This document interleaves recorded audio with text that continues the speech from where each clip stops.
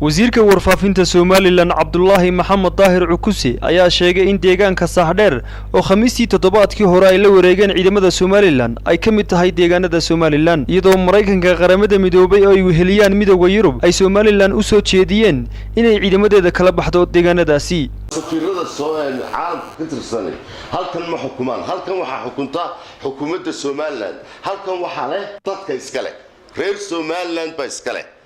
meesha ummadna leh ninka meel jooga aanu halkan garanaynin ee Saxdheer halkay ku tahay la garanaynin ee anaga nala Saxdheer ka baxa sidii aanu galay dal shisheeye ninkaas waa nin aan xuduudda kala garanaynin adeer waxaan isku day doonaa inaan maapka tusno oo aan barno cid kasta oo baahatay inaan u cadeyno in Saxdheer dalkayga ku taalo waan u cadeynaa.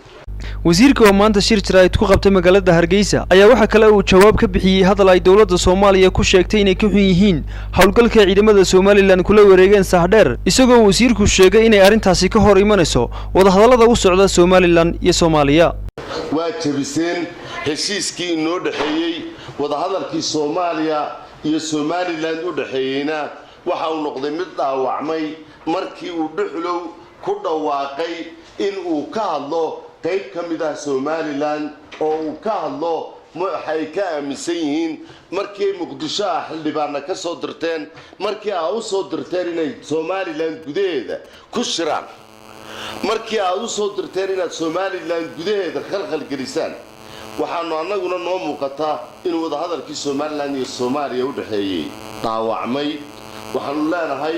annagu maanta waxaanu iclaaminaynaa oo aanu qof kasta oo ay ka daahan tahay u sheegayna oo aanu qof kasta oo madmadow kaga jiro ama riyoonaya u sheegayna Somaliland waa Somaliland dalkayga gudihiisa meel ka mid ah qof nagala talin kara ma jiro dalkayga gudihiisa waxaanu ka yeegayno iyo nabadiisu sida ay ku sugmayso iyo qarannimada Somaliland sida loo adkeynayo kala tashan mayno qof aan dalkayga iyo dadkayga ka mid ahayn oo dibadda ka jooga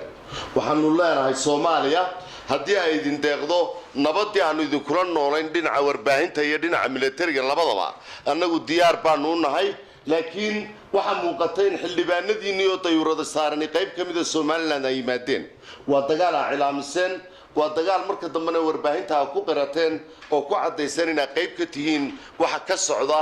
buqacada la yiraahdo Saxdheer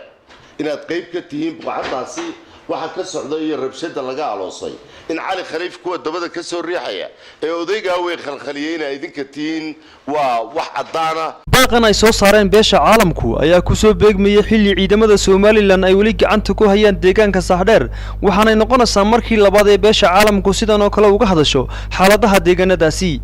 Khalid Xabsi, Kalsan TV, Hargeysa.